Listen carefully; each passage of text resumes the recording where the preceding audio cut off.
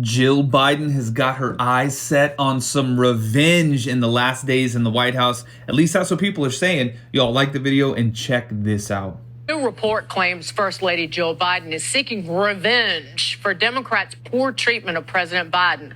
From the coup to take Biden out of the presidential race to the backlash over son Hunter's pardon. The First Lady is reportedly urging President Biden to, quote, settle the score with several one-time allies. Quote, Jill views Democrats on Capitol Hill, the wider party, the Obamas, staff inside and outside the White House, the media, and all of Washington, D.C. with such misguided resentment that I can't imagine she isn't encouraging Joe to burn the whole thing down despite his better judgment. Yowza. Michelle? You know, it makes you wonder if Jill planted some butter or grease on those steps that Nancy Pelosi recently slipped on. Like if she got there first and sort of oiled the steps so that Nancy might fall and break her hip. Did anyone else think of that about Nancy Pelosi falling and breaking her hip? We kid. You know, we kid.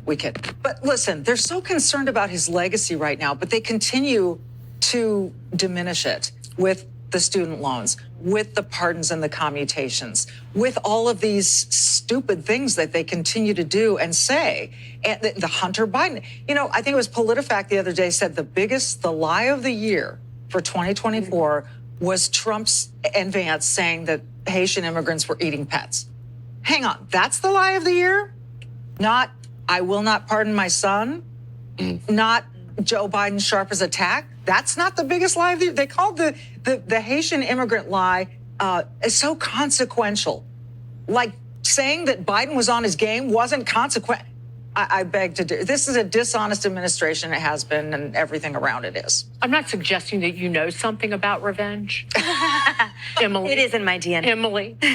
However, this doesn't seem potentially off base to suggest the anger inside the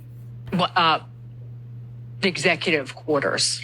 And if you take longevity as any indication of actuality, then we've been hearing since before this president was president that Jill Biden had a massive issue, for example, with Kamala Harris, that she carried a chip on her shoulder for the offense that she took on behalf of her husband.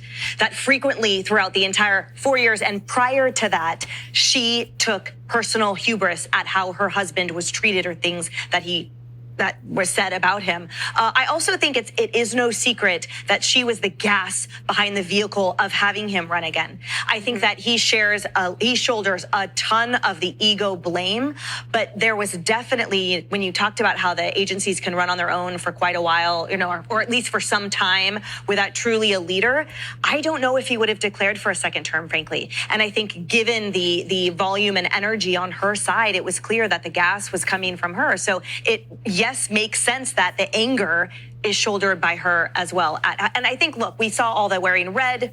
I do think she voted for Trump. And I think she is gleeful that Kamala did not win, as is her husband. They are very happy. Remember, she essentially ran the last cabinet meeting. Yeah. And there had to be someone it had to be Jill Biden propping Joe Biden up for the last several years. I sat on this sofa not last July, but July last year, talking about we could see that he was in cognitive decline. Any American could see what was going on. And she spent time with him morning, noon, and night. So she knew better than anybody the cognitive decline that we all saw. She knew it better, and she didn't care. Let's think about the rest of Jill Biden's life, though. So she spent the last 4 years, really the last probably 15 years or more, being able to fly around the world, being greeted as some kind of an honorable figure, which she still is. She's going to be a former first lady, but she's had a meal ticket with the Biden family, business, whatever that entails, right? We'll probably never know. But think about the rest of her life. She's going to be pushing probably Joe Biden around in a wheelchair, having to tend to his needs. She's not going to have the fanfare. She is angry, not at the Democrat Party. She's angry that this is over for her, and she's bitter about it. I watch enough Real Housewives to know exactly what Jill Biden is feeling right now. And it's the hatred of the fact that all of her glamour and esteem is slowly trickling away, and she's not going to go out without making some waves. And guess who the former, soon to be former first family might have to live with in Delaware? Hunter. Yikes. Well, Party at their house. I'd be bitter. any street cop will tell you, I'm glad you guys came to me last, because any street cop will tell you, it's a lot easier to get in the middle of two guys fighting than two women fighting. And apparently Jill really has it in for Nancy. Well, my question is this, they want to burn the whole thing down. I want details. Burn what down? You lost the House, you lost the Senate, you lost the president. There's nothing left to burn.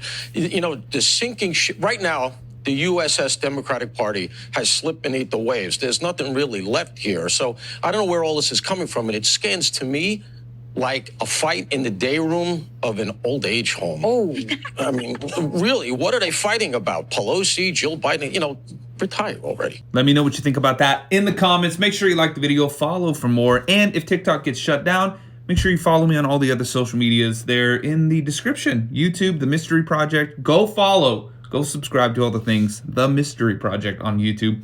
I'll see y'all over there. See you on the next one.